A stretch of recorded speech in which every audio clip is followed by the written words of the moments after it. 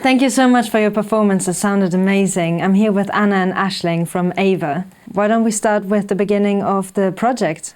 So yeah, we met, I think it's 2.5 years ago now, at a gig at the Indian Embassy.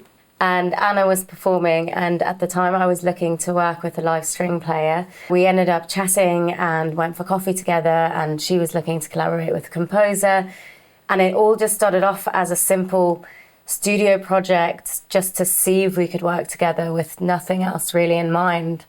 And then I think pretty much from the first time we sat down at a piano and violin together, we kind of just hit it off and started writing things. And it happened quite fast, didn't it, that it evolved into something more, I guess. It seems that you have both a fairly different background. So maybe you can tell me a little bit about that and how that affected the process of you guys writing together as a duo.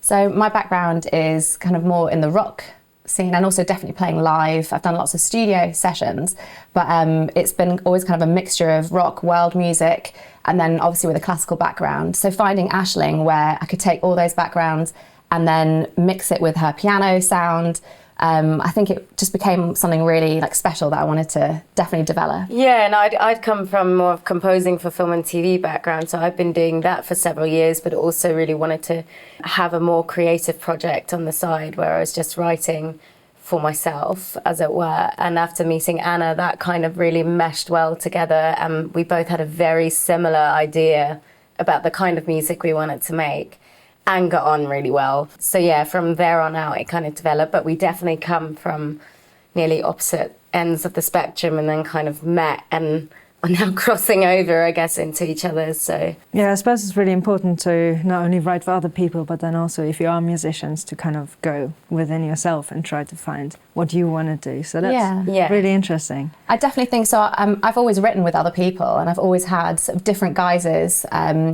as a writer and as a performer. And what was really interesting and totally special about meeting Aisling, that first time when we wrote Waves, our first track, it just kind of, it felt like it was the other half of me in terms of her playing, her approach. And just when you're having that initial jam with someone and then her chords would go somewhere, it's like, that's exactly where I was hearing in my head. So I think it was such a special meeting of minds when we first had that first improvised sort of jam session, which we recorded. And then that developed very quickly into the first song. And then we kind of had another jam and we took 2 or 3 ideas and those became the others. It kind of it progressed very quickly, I think. Oh, that's amazing. Yeah. Cool. Yeah, it always sounds kind of like we're in a relationship when we talk about how we met and how it was love at first sight, but it kind of was, it does almost feel like that. And weirdly with Aisling, there's this element of trust and this element that we really are totally, like Aisling said, on the same page. And what it means is that we've both developed as top-line writers, as chords, as the production. Aisling will be, at the computer, driving the whole session when it comes to then recording, and I'll step away for half an hour, and then we'll come back and we'll swap, and Aisling will go for a run or go play with my dog or whatever, and then I'll step in and do. And I feel like I can really trust Aisling, and I've never really had that with anyone else, where her voice is kind of the same as my voice in a way. So when you go to the studio, what's the very first thing that you do? Or have you developed a pattern of how you guys write together? Jam. Yeah, we just jam. Usually just actually not even in the studio. We'll go sit in your living room just at the piano and just jam acoustically. And then we'll still record it, but even on a phone or just really basic.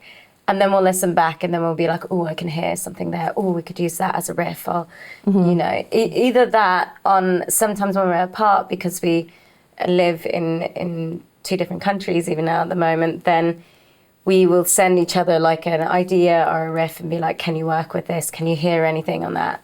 And go from there. So you've recently released a single called Voyager. I would love to hear the story about that one and a bit about the process.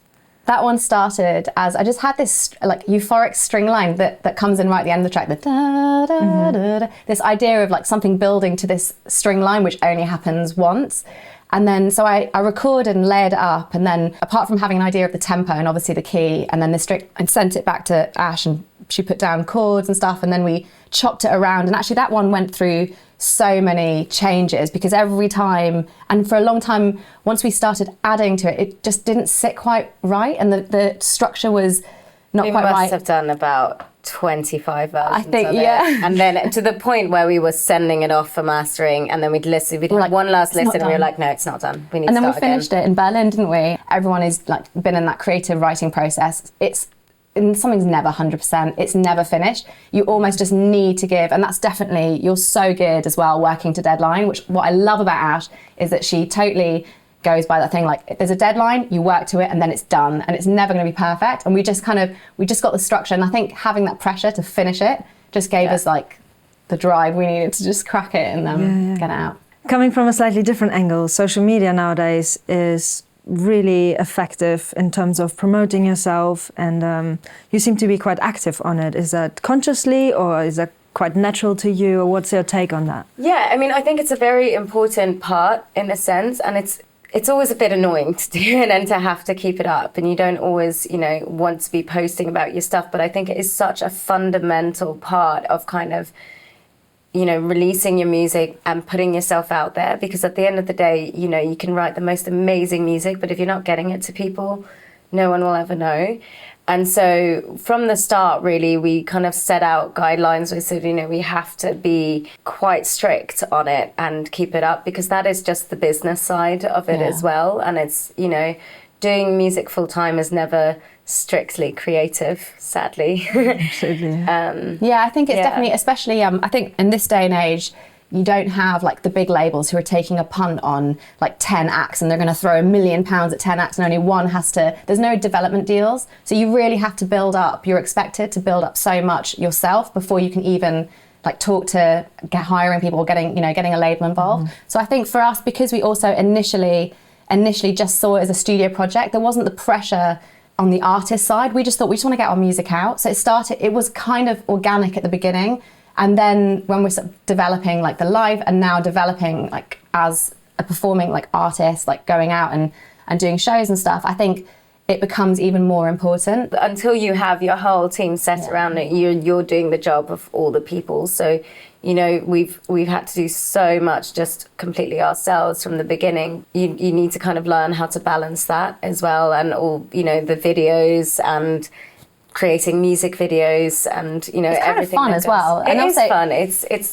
It means you kind of diversity. And you're also really then aware of the whole 360 kind of. You're kind of in control as well of like what your what your persona is as well, because and we just want to be ourselves, playing the violin, piano, and with electronic soundscapes, and getting our music out, and it's a platform for us to do that. So any future plans, or anything that you can reveal to us? So we've got Voyager, which came out today as a second single for our second EP. The rest of the EP comes out on the 6th of July. And then on the 21st of July, we have Freunde Treffen in Berlin, a really nice festival. And then we're booking up gigs for the end of the year, and then hoping to get our album out towards the end of the year, probably October, November time. So we're still at the beginning, but it's hopefully all building up to the album. Amazing. Well, thank you so much for coming. Really nice meeting you. Thank you so much. I'm really looking forward for more stuff. Thank you for having us.